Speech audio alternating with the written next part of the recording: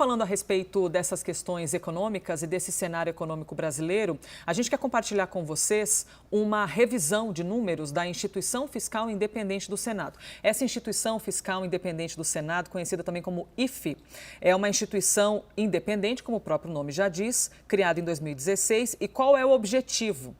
Ampliar a transparência nas contas públicas e tem alguns nortes ali de trabalho, como, por exemplo, divulgar as estimativas de parâmetros e variáveis relevantes para a construção de cenário fiscal e orçamentário do Brasil. E aí eles fizeram uma revisão das projeções econômicas para o PIB do Brasil neste ano. A alta prevista por essa instituição independente passou de 1,4% neste ano para 2%. Então, a gente quer saber mais sobre isso, né? Compreender ainda mais esse cenário, essa revisão do PIB e as novas projeções econômicas. Recebemos à distância, mas na tela dividida, sempre bom também, a Vilma Conceição Pinto, que vem conversar com a gente. Vilma, tudo bem? Bem-vinda. Obrigada, boa tarde. Vilma, Obrigada. eu fiz aqui uma... Obrigada. Eu fiz aqui uma apresentação do Instituto, mas quero te ouvir, né? Já que você é diretora da instituição, de que maneira vocês trabalham observando esses números e por qual motivo a projeção está um pouquinho diferente, né? De 1,2% para 2%. Então, a gente tem um mandato de acompanhar os parâmetros fiscais e econômicos relevantes para a construção de cenários fiscais. Então, no relatório, que é o principal relatório da Instituição Fiscal Independente, que é o relatório de acompanhamento fiscal, a gente mensalmente atualiza as projeções de curto prazo e nos meses de maio e de novembro a gente atualiza projeções de médio prazo, que é por um período de 10 anos. Né? Então, nessa revisão de cenário que a gente fez agora em agosto, a gente fez uma revisão dos cenários de 2022 e de 2023, incorporando novas variáveis que antes a gente não tinha considerado. Uma dessas variáveis, primeiro, seria a divulgação de indicadores de alta frequência, indicadores de serviço, indústria, comércio, e isso ajuda a gente a melhorar nossas previsões de curto prazo para a atividade econômica.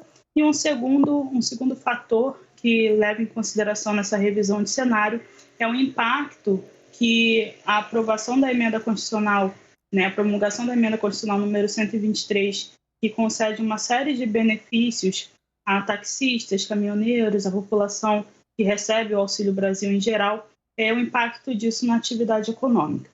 O que a gente vê quando a gente olha para esses números? Né? Quando as famílias, né, as pessoas ficam com mais recursos disponíveis, parte desses recursos podem ser direcionados para consumo e isso afeta positivamente a atividade econômica. Uhum.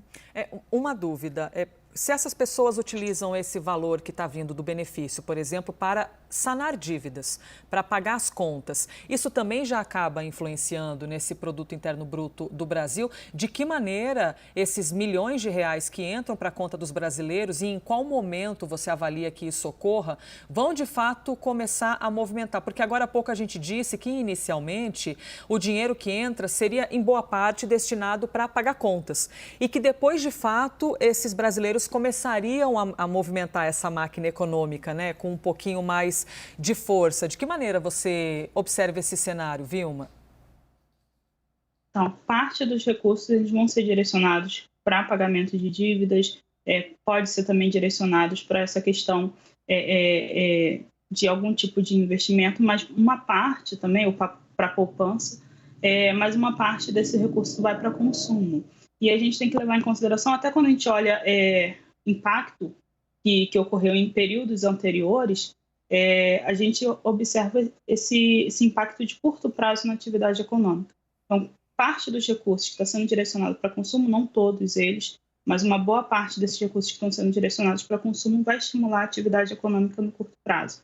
No médio prazo, né, quando a gente olha, por exemplo, para o ano que vem, o cenário já é inverso. A gente já espera que a atividade econômica tenha uma desaceleração em relação a esse ano, ainda no terreno positivo, mas com um número muito mais modesto, da ordem de 0,6% de crescimento.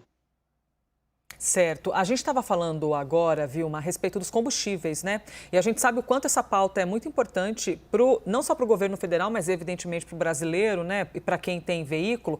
De que maneira essas reduções e agora as consequentes reduções, a gente citou 21 centavos, né, nas últimas semanas, de que maneira isso também acaba impulsionando um consumo maior daquela pessoa que não estava com tanta condição de rodar tanto com o seu carro e agora com a redução do combustível acaba girando mais essa máquina de abastecimento?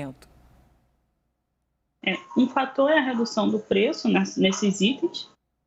Por outro lado, a gente tem tido uma perda real da renda dos brasileiros por conta da inflação, né? Apesar da inflação ela ter reduzido na margem, os números de julho, por exemplo, mostram uma deflação de 0,68, essa deflação ela foi concentrada em alguns itens e o combustível é uma delas. Mas quando a gente olha outros componentes, como por exemplo a parte de alimentos, ainda temos uma pressão inflacionária significativa.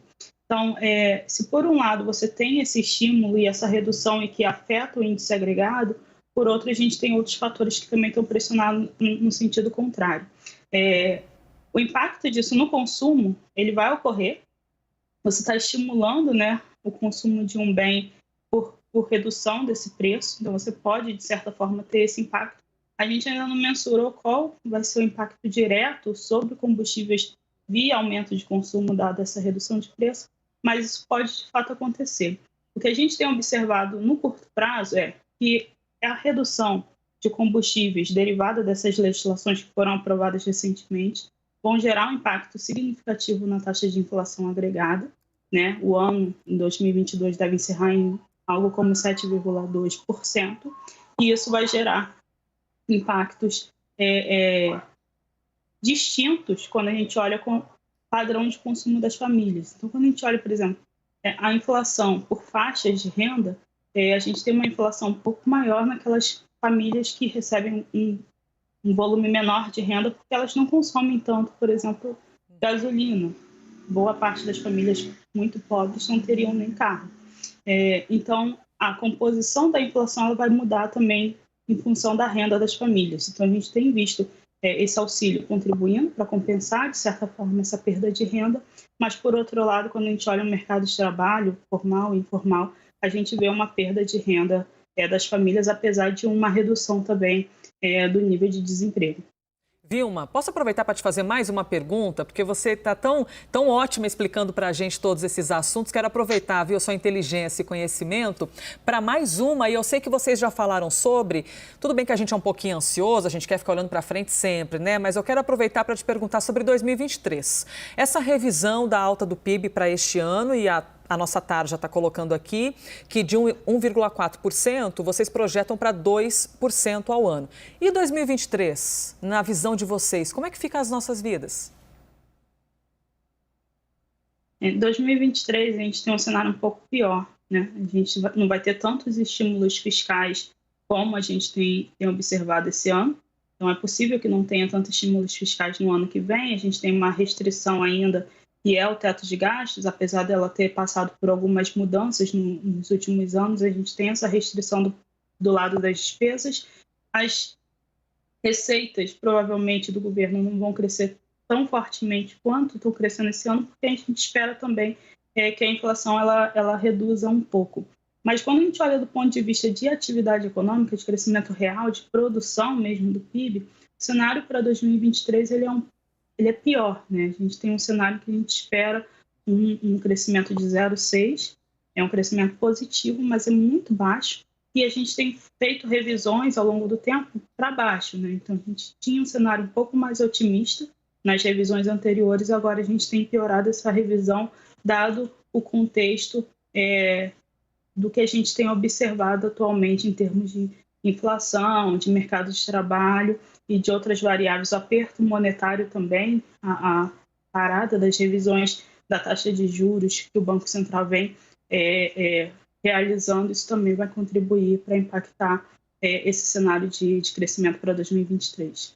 Pois é, vai depender muito também da gestão. Não sabemos se será uma mesma gestão no Brasil, se será uma nova gestão no Brasil e de que maneira esse nosso país vai se desenvolver economicamente. Mas muito bom, viu, poder ouvir-te aqui, Vilma, e trazer todo o seu conhecimento para essa conversa e as projeções da instituição. Conversamos então com a Vilma Conceição Pinto, ela que é diretora da Instituição Fiscal Independente do Senado. Obrigada, viu, Vilma? Bom domingo para você.